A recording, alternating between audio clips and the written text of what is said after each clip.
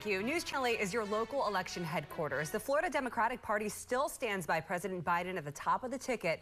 Now that's despite growing calls for him to step aside. And now there's speculation the president could officially leave the race this weekend.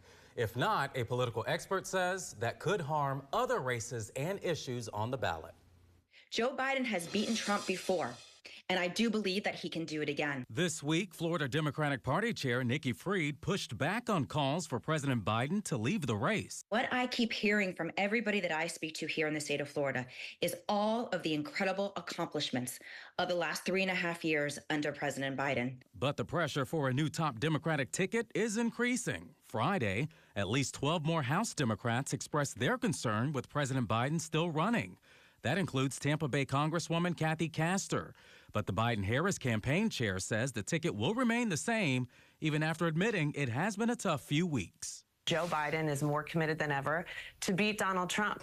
In a letter Friday, the president said he plans to return to the campaign trail next week. But NBC News reports the president's family has discussed the possibility of an exit plan. And a source told NBC News the president feels hurt and angry by the pressure campaign.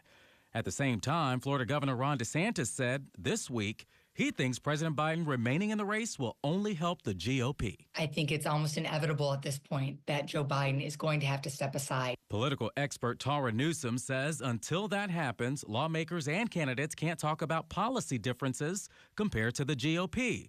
And that may have a trickle-down effect. I think that Democrats are starting to face the real reality that not only would they possibly lose the U.S. Senate, but not gain anywhere in the House. But Newsom believes if the president ends his bid, he will remain in office because of his record so far as president. And so I think to actually call for his resignation will not happen.